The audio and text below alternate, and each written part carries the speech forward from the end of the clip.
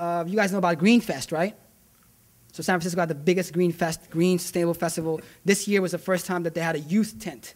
And our program, Environmental Service Learning Initiative, were the ones that organized that tent. So we organized basically the Green Fest from the youth perspective, right?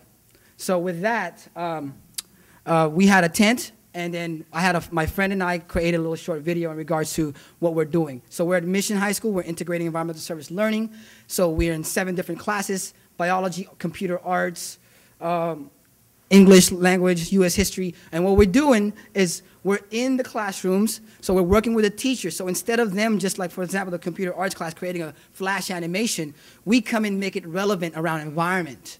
We go and be like, so what can they talk about? Let's talk about e-waste. Let's talk about recycling. So instead of just them doing a flash animation, now we insert the environmental content with this framework of community building, trust building exercise, content building, which is building the power, and then taking action. So their action is creating a flash animation, but instead of over bullshit, it's like over recycling, over community building. So now they're not just flash animators, they become educators and artists, okay? So this is the Green Fest. This is not the projects itself, but this is what it is kind of boiling up to.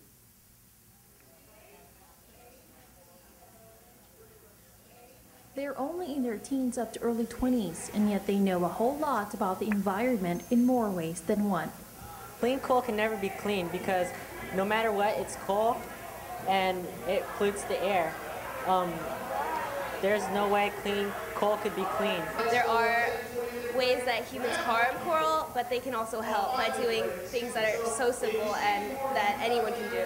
They say it takes a village to raise a child, but I think it takes a child to raise a village as well. So I definitely want to encourage my peers to get involved in this movement. It's not any hippie type movement, you know, or things like that. It's just making it making our earth a better place to live. These kids ditched their video games at home and headed to San Francisco for the 7th annual San Francisco Green Festival. It was held over the weekend from November 14th through the 16th.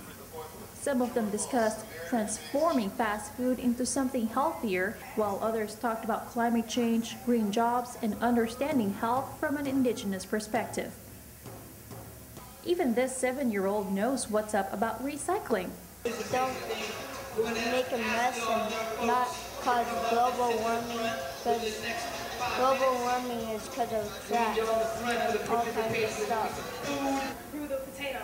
One of the highlights of the event is called Walk the Bike, where one of the bicycles is being run by a youth volunteer, which she passes her human energy and thus amplifies one of the microphones. Yeah, I think this is really cool. Generators are about $1,000 each, and most of them aren't really good for the environment. This one is all man-powered or woman-powered, whatever you want to call it. Aside from what's going on inside the Youth Unity tent, another grand itinerary was lined up at 2 other venues. For example, about 400 green businesses showcased the latest in eco-fashion, natural foods, and many more. And 150 speakers talked about what's next for the green generation. One of them was prominent hip-hop artist Chuck D of Public Enemy. If hip-hop is so big and so gigantic and people start counting... This festival is making a statement that, hey, you have people that people see usually in older realms of life actually saying something important, doing something important, and setting a path for young people to follow. The festival is considered the largest green festival in the nation. It's a joint project of the nonprofit groups Global Exchange and Co-op America. Organizers say it's important to harness green ambassadors of today. First and foremost is talking to young people. Instead of talking about young people and they needing to be, have them in the spaces representing, voicing their opinion, talking about the changes they see and how they want to move us forward towards sustainability. And as these young minds start to demand more green resources, we could only hope they can direct us to a greater, if not more decent economy than what we have now. For San Francisco IM.com, this is Rich Gail Enriquez reporting. So most of the students on there are actually students under my, I don't want to say my because my seems like I'm being selfish, so it's our program's leadership committee. ESLE, Environmental Service Learning. As you can see, I was wearing the same shirt, so let me reenact it for you. So that's the other things I'm doing. I have other videos, but we're gonna go ahead and power through them. I mean, push them to the side because of time. But there's a couple things I do wanna touch base on after that video. One is the benefits of social relationships, like really involving community and really like empowering youth to speak up. And having a space for the next thing I want to talk about for youth of color. Okay, one of the students in here is like, we need to brown the green movement.